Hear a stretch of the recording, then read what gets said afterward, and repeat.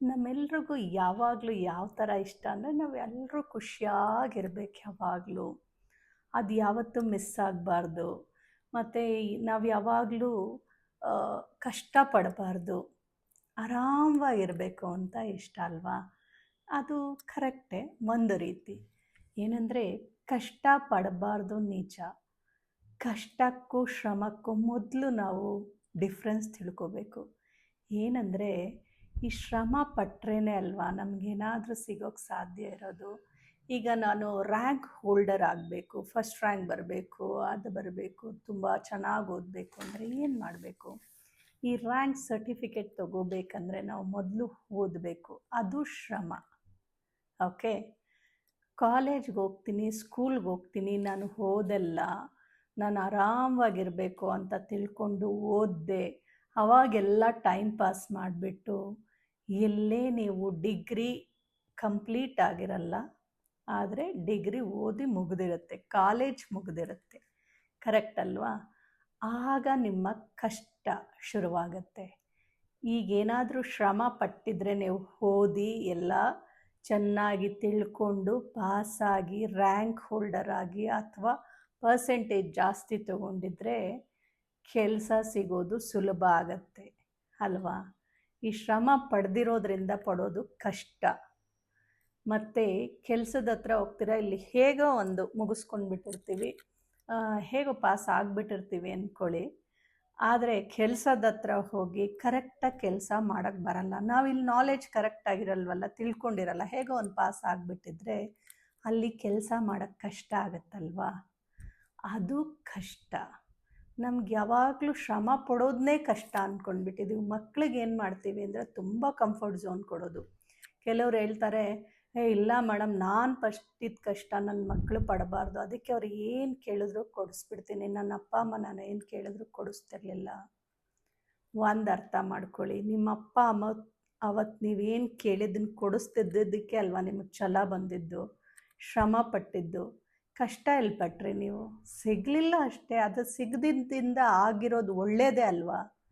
ಅದು ಸಿಕ್ಕಿದ್ರೆ ನಿಮ್ಗೆ ಇಷ್ಟು ನಿಮ್ಗೆ ಛಲನೇ ಬರ್ತಿರ್ಲಿಲ್ಲ, ಇಷ್ಟು ಓದಬೇಕು, ಇಷ್ಟು ಸಂಪಾದನೆ ಮಾಡಬೇಕಂತಾನೆ ಅನ್ನಿಸ್ತಿರ್ಲಿಲ್ವೇನೋ, ಯಾರಿಗೆ ಗೊತ್ತಲ್ವಾ?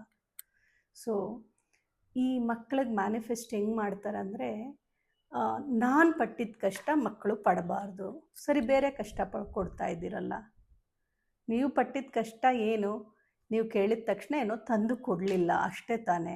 ನೀವು ಕೇಳಿದ ತಕ್ಷಣ ಎಲ್ಲ ತಂದು ಕೊಟ್ಬಿಟ್ಟು ಮಕ್ಕಳಿಗೆ ನಾವೇನು ಮಾಡ್ತಾ ಇದ್ದೀವಿ ಅಂದರೆ, ಅವ್ರು ಏನು ಶ್ರಮ ಪಡಬೇಕು ಅದನ್ನು ಪಡೋಕ್ಕೆ ಕೊಡ್ತಿಲ್ಲ ನಾವು.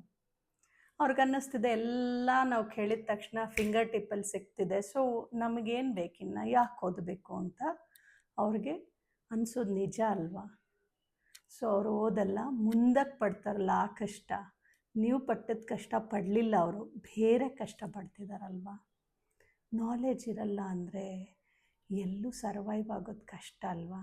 ಬೇಕಾದ್ರೆ ಓದಿಲ್ದಿರೋರ್ನು ನೋಡಿ, ಅವ್ರು ಬೇರೆ ಶ್ರಮ ಪಟ್ಟು ಮುಂದೆ ಬಂದಿರ್ತಾರೆ.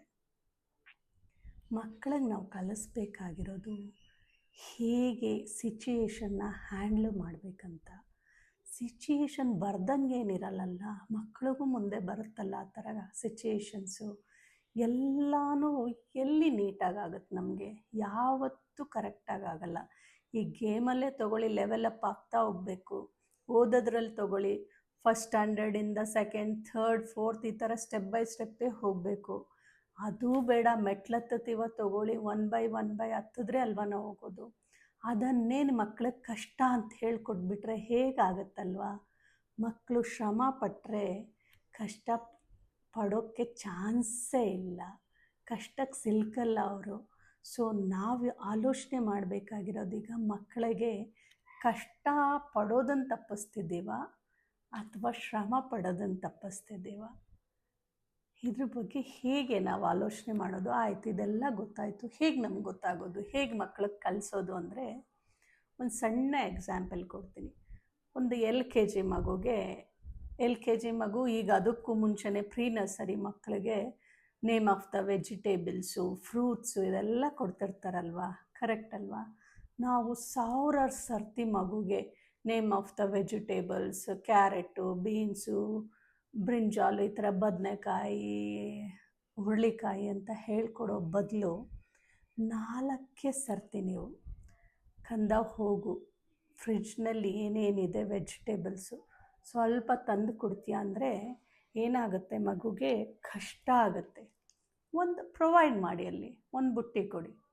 ಒಂದು ಬುಟ್ಟಿ ಕೊಟ್ಟು ಆಯ್ತಮ್ಮ ಇದರಿಂದ ಬ್ರಿಂಜಾಲ್ ಹಾಕು ಅಂತ ಹೇಳಿ ಬ್ರಿಂಜಾಲ್ ಹಾಕುತ್ತೆ. ಫಸ್ಟ್ ಟೈಮ್ ಅದಕ್ಕೆ ಗೊತ್ತಾಗಲ್ಲ, ಅದು ಹುಡುಕುತ್ತೆ ಬ್ರಿಂಜಾಲು ಆವಾಗ ನೀವು ಹೇಳ್ಬೇಕಿದ್ದು ಬ್ರಿಂಜಾಲ್ ಅಲ್ಲ, ಬೀನ್ಸ್, ಇದು ಕ್ಯಾರೆಟ್, ಇದು ಬೀಟ್ರೂಟ್, ಇದು ಟೊಮೆಟೊ ಅಂತ ನೀವಲ್ಲೇ 5 ಸರ್ತಿ ಹೇಳ್ಕೊಟ್ರೆ ನೆಕ್ಸ್ಟ್ ಟೊಮೆಟೊ ತೆಗಿ ಅಂದರೆ ಮಗು ಅದೇ ತೆಗೆಯುತ್ತೆ.